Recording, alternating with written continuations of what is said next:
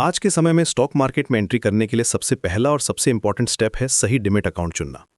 लेकिन यहां एक बड़ी समस्या है। गलत ब्रोकर चुनना आपकी सबसे बड़ी गलती हो सकती है। मैंने देखा है कि बहुत से लोग सिर्फ अट्रैक्टिव एडवर्टाइजमेंट्स देखकर या फ्रेंड्स के रिकमेंडेशन सुनकर जल्दबाजी में डिसीजन ले लेते हैं। फिर क्या होता है, कोई आपसे छुपे हुए चार्जेस ले लेगा तो किसी का ऐप एन मौके पर क्रैश हो जाएगा। कभी कभी तो ऐसा होता है कि जब मार्केट में वॉलेटिलिटी बहुत ज्यादा हो तब आपका ट्रेडिंग प्लेटफॉर्म ही काम करना बंद कर दे। आज मैं आपको कंप्लीट गाइड देने वाला हूं कि कैसे आप सही डिमैट अकाउंट चूज करें और किन बातों का ध्यान रखें ताकि आपको बाद में पछताना ना पड़े। सबसे पहले समझते हैं कि ब्रोकर्स कितने टाइप्स के होते हैं। मुख्यतः दो कैटेगरीज हैं, फुल सर्विस ब्रोकर और डिस्काउंट ब्रोकर।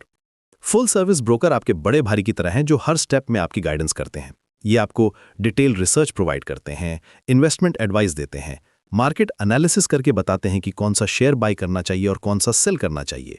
इनके पास डेडिकेटेड रिलेशनशिप मैनेजर्स होते हैं जो आपकी हर प्रॉब्लम सॉल्व करते हैं। जब भी आप कॉल करते हैं तो आपको पर्सनली जानने वाला व्यक्ति मिलता है। ये companies like ICICI direct, HDFC securities, Kotak securities की कैटेगरी में आती हैं।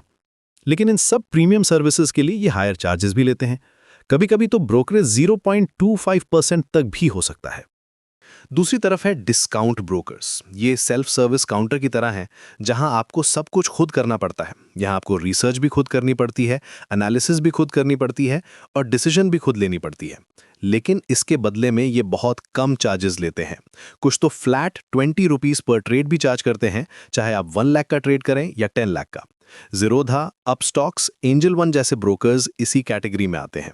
अगर आप खुद रिसर्च करना चाहते हैं और आपको मार्केट की बेसिक नॉलेज है तो डिस्काउंट ब्रोकर बेस्ट है।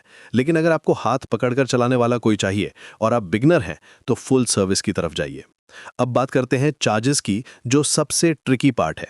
डीमैट अकाउंट के 4 मेन चार्जेस होते हैं जिन्हें आपको समझना बहुत जरूरी है।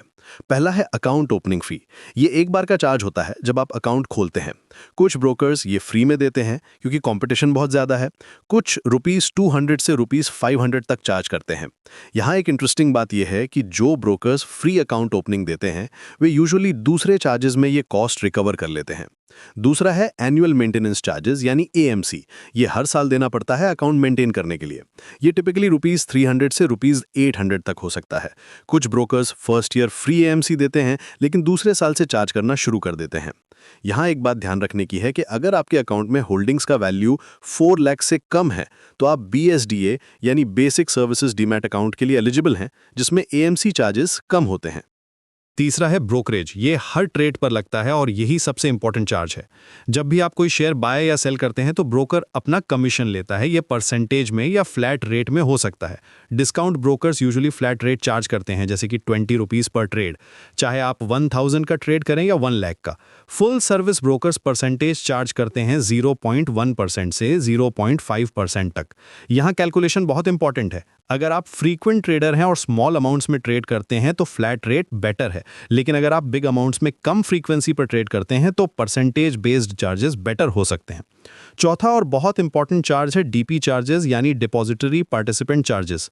जब भी आप शेयर सेल करते हैं तो ये चार्ज लगता है। ये यूजुअली ₹13.5 प्लस जीएसटी होता है पर ट्रांजैक्शन सीडीएसएल के लिए और ₹18.5 प्लस जीएसटी होता है एनएसडीएल के लिए। बहुत से लोग फ्री अकाउंट के चक्कर में फंस जाते हैं।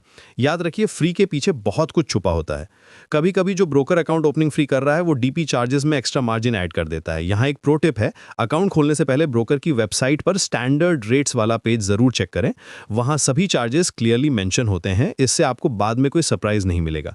मैंने देखा कि बहुत से लोग ये स्टेप स्किप कर देते हैं और बाद में कंप्लेंट करते हैं कि उन्हें पता नहीं था। अब आते हैं ऐप यूजेबिलिटी पर। आजकल सभी ट्रेडिंग मोबाइल ऐप के थ्रू ही होती है, इसलिए ऐप का स्मूथ होना बहुत जरूरी है। 3 चीजें चेक करनी चाहिए। पहली, ऐप की स्पीड कैसी है।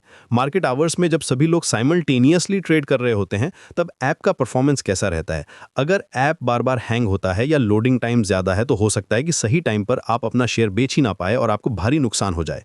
मैंने पर्सनली ऐसे केसेस देखे हैं जहां लोगों को थाउजेंड्स ऑफ रुपीस का लॉस हुआ है सिर्फ इसलिए क्योंकि ऐप क्रैश हो गया था। दूसरी चीज है इंटरफेस, यानी ऐप कितना यूजर फ्रेंडली है। बाय और सेल बटन्स क्लियरली विजिबल होने चाहिए।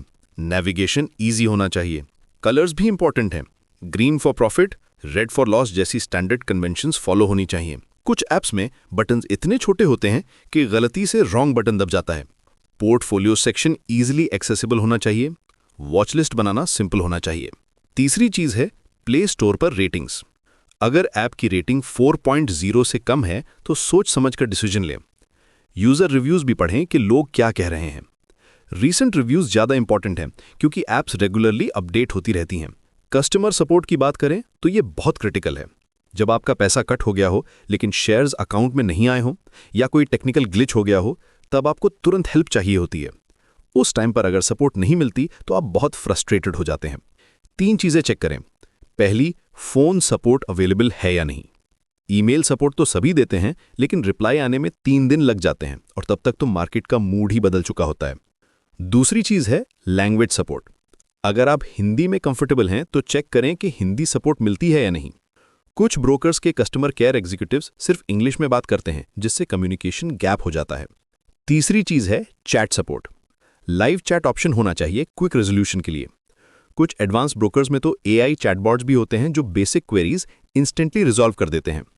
सस्ता ब्रोकर ढूंढना अच्छी बात है लेकिन सपोर्ट के बिना वो बेकार है।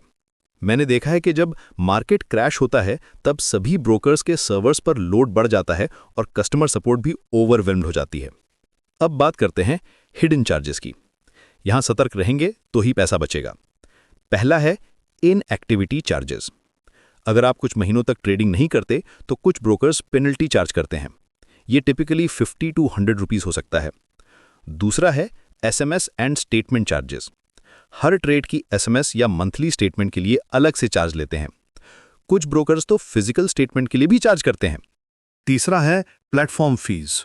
कुछ ब्रोकर्स एडवांस ट्रेडिंग प्लेटफॉर्म्स के लिए मंथली सब्सक्रिप्शन चार्ज करते हैं, जैसे कि प्रोफेशनल चार्ट्स, एडवांस्ड इंडिकेटर्स या एल्गो ट्रेडिंग के लिए अलग से फीस लेते हैं। चौथा है कॉल एंड ट्रेड चार्जेस। अगर आप फोन पर कॉल करके ट्रेड करते हैं इंस्टेड ऑफ यूजिंग ऐप तो एक्स्ट्रा चार्जेस लगते हैं। इन सब चार्जेस के बारे में पहले से पता कर लें। ऑनलाइन रिव्यूज़ पढ़ें, फोरम्स चेक करें। रेडिट, कोरा जैसी जगहों पर रियल यूजर्स के एक्सपीरियंसेस से आपको सच्चाई पता चलेगी। अब मैं आपको 5 कॉमन मिस्टेक्स बताता हूं जो बिगनर्स करते हैं। पहली गलती है एडवर्टाइजमेंट्स या फ्रेंड्स की रिकमेंडेशन के बेस पर ब्रोकर चूज करना। टीवी पर जो ऐड दिख रहा है या जो आपके फ्रेंड ने सजेस्ट किया है, जरूरी नहीं कि वो आपके लिए बेस्ट हो। हर पर्सन की रिक्वायरमेंट अलग होती है। जो आपके फ्रेंड के लिए बेस्ट है जो मंथली 50 ट्रेड्स करता है, जरूरी नहीं कि आपके लिए भी बेस्ट हो जो साल में 10 ट्रेड्स करते हैं। दूसरी गलती है DP चार्जेस और AMC को इग्नोर करना। लोग सिर्फ ब्रोकरेज देखते हैं, बाकी चार्जेस भूल जाते हैं। लेकिन रियलिटी ये है कि अगर आप लॉन्ग टर्म इन्वेस्टर हैं और कम फ्रीक्वेंसी पर ट्रेड करते हैं तो AMC और DP चार्जेस आपके टोटल कॉस्ट का मेजर पोर्शन हो सकते हैं। तीसरी गलती है सिर्फ चीपेस्ट ऑप्शन चूज करना। सबसे सस्ता हमेशा सबसे अच्छा नहीं होता। कस्टमर सपोर्ट और ऐप क्वालिटी भी मैटर करती है। कभी कभी थोड़ा एक्स्ट्रा पे करके बेटर सर्विस लेना वर्थ इट होता है। चौथी गलती है ऐप टेस्ट नहीं करना। अकाउंट खोलने से पहले डेमो वर्जन या ट्रायल यूज करके देखें कि ऐप कैसा है। कुछ ब्रोकर्स वर्चुअल ट्रेडिंग फैसिलिटी भी देते हैं जहां आप रियल मनी रिस्क किए बिना ऐप की फंक्शनैलिटी चेक कर सकते हैं। पांचवी गलती है रिसर्च नहीं करना। Online reviews, comparison websites, forums सब चेक करें। दूसरों के एक्सपीरियंसेस से सीखें। सोशल मीडिया ग्रुप्स ज्वाइन करें जहां ट्रेडर्स अपने एक्सपीरियंसेस शेयर करते हैं। तो कंक्लूजन ये है कि बेस्ट डीमैट अकाउंट वही है जो आपके बजट में हो, जिसका ऐप तेज हो और जिसका सपोर्ट मजबूत हो। सिर्फ लो चार्जेस देखकर डिसीजन न ले। App quality, customer service, hidden charges सब फैक्टर्स कंसिडर करें।